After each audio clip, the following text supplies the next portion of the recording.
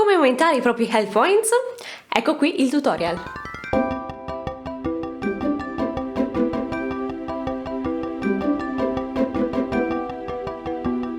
Oggi parliamo della barra della salute, uno dei componenti principali del tuo PG, ed è quella che, banalmente, determina se sei vivo o sei morto.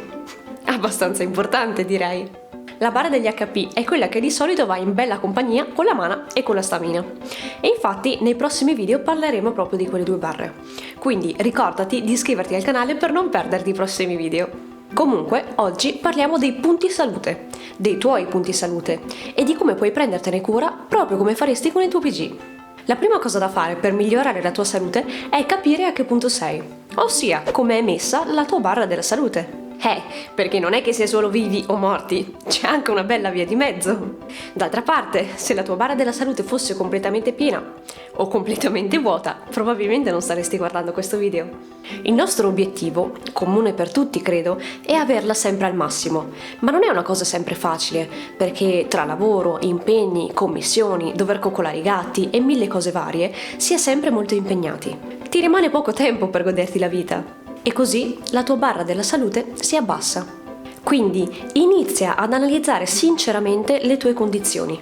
Cerca di capire come stai davvero. I tuoi HP sono abbastanza alti e quindi sei coperto e tranquillo anche in caso di imprevisti?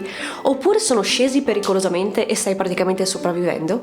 In tal caso saprai meglio di me che ti devi curare in fretta, altrimenti al primo nemico stramazzerai al suolo. Questo ci porta al prossimo punto. Se hai poca vita, è essenziale non perderne altra. Se stai per stramazzare, quindi, cerca di capire se la tua condizione è dovuta a un problema fisico o a un problema mentale e di conseguenza trova un posto sicuro e pensa a te stesso. La cosa più scontata che viene da pensare è di evitare gli scontri, ma sappiamo benissimo che questo non è sempre possibile, a meno che tu non stia giocando ad uno stealth. E nemmeno in uno stealth è sempre possibile. Insomma, la tua vita potrebbe non concederti il lusso di prenderti una pausa totale. Quindi la strategia non può essere quella di non discutere con nessuno, abbassare la testa e farti andare bene tutto. Qualche scontro è necessario. Però non è nemmeno una buona idea andare ad affrontare un nemico alla cieca. Ti può andare bene se sei forte ed esperto, ma se la tua barra degli HP piange, il nemico ti farà fuori in 3 secondi. Quindi affrontiamo i combattimenti facendoci 2 domande. Anzi, 3. Domanda numero 1. È necessario affrontare questo nemico o invece mi conviene evitarlo? Magari è talmente debole che non vale nemmeno la pena star lì a sprecare energie per batterlo. O magari è molto forte, però non ti lascia molta esperienza e non ti permette di sbloccare dei perk. E quindi avresti perso solamente un sacco di energia a litigare con qualcuno senza un vero scopo. Calmati e riflettici su. Domanda numero 2. Se decido di affrontarlo, devo per forza batterlo o posso semplicemente parlarci? Questa opzione non si considera se hai davanti uno zombie che vuole sbranarti, ma magari c'è stato solo un fraintendimento e la persona che è davanti non è davvero un tuo nemico. A volte basta solo rinfoderare la propria arma e l'altro farà la stessa cosa. E domanda riepilogativa finale.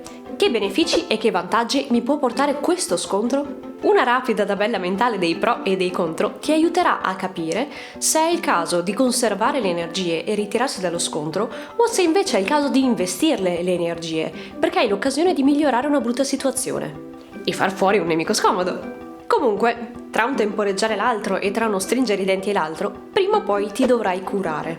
Eh sì, perché più aspetti e più temporeggi e più anche la tua salute mentale ne risentirà.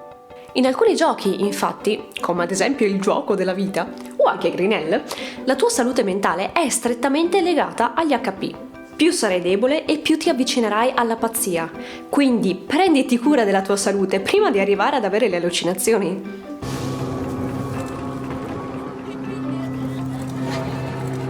Perché poi son cazzi. Allora, in sostanza, che si fa? Ci sono varie cose che puoi fare per riportare al massimo la tua salute. Oggi te ne consiglio 4 che vanno bene sia per l'aspetto mentale che per quello fisico. 1. Aspetta. Qualche volta aspettare è sufficiente per far ricaricare la barra della salute. Se ne hai la possibilità, prenditi un periodo di pausa e nell'attesa costruisciti un rifugio sicuro, aumenta le tue armi, sistema la tua armatura o fai dei potenziamenti. Ma anche senza pausa, prenderti cura del tuo rifugio e renderlo un ambiente pulito e ordinato ti aiuterà, perché sistemare ciò che c'è intorno a te ti aiuterà anche a sistemare ciò che c'è dentro, i tuoi pensieri, le tue emozioni. Numero 2. Usa un medikit. Insomma, la scienza sotto questo aspetto ci dà un bel supporto. Ci sono varie soluzioni per qualsiasi tipo di problematica. Magari prendere un po' di vitamine ti può dare quel supporto che ti manca, o magari semplicemente sono 10 anni che non bevi un po' d'acqua. Ristabilisci un equilibrio nella tua alimentazione e prenditi cura del tuo corpo. E se un medikit non è sufficiente, allora vai dal tuo healer. 3. Investi un po' della tua stamina. Ogni tanto il tuo corpo si deve muovere, e non solo virtualmente. Scegli uno sport che ti piace, oppure vai su YouTube ad esplorare e cerca un workout o un tutorial per fare un'attività che ti possa far piacere. 4. Investi un po' della tua mana. Se è più l'aspetto mentale che quello fisico che ti crea dei problemi, allora potresti provare a spostarti su una pratica un po' più spirituale. Puoi provare con lo yoga o con la meditazione, o anche qui il fornitissimo YouTube ti potrà dare un qualche miliardo di consigli gratuiti che ti possono aiutare. Oppure puoi provare lo Shakti Mat. Ci stai semplicemente sdraiato sopra, nella più totale pigrizia, soffri un po' all'inizio, ma alla lunga rilassa davvero tanto. E nel frattempo puoi anche meditare. Insomma, la salute sta alla base di tutto. Prendendoti cura della tua barra degli HP, potrai riuscire ad avere più energia e più positività, e quindi avere molte più chance di vivere una vita felice e soddisfacente. Prenditi cura del tuo corpo e della tua mente e otterrai un ottimo punto di partenza per qualsiasi direzione tu voglia prendere. Fammi sapere cosa stai facendo per te stesso, e se vuoi rimanere in contatto con me o conoscermi meglio, in descrizione trovi i link del mio blog e dei miei social network. Noi ci vediamo tra 2 settimane, sempre di mercoledì, quindi ricordati di iscriverti al canale e attivare le notifiche cliccando sulla campanellina, per non perderti i nuovi video e rendere la tua vita migliore grazie alle tue passioni.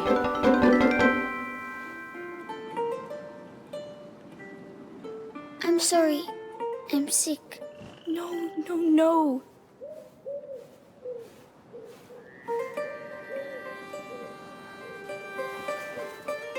Listen, we are going to find a way to cure you.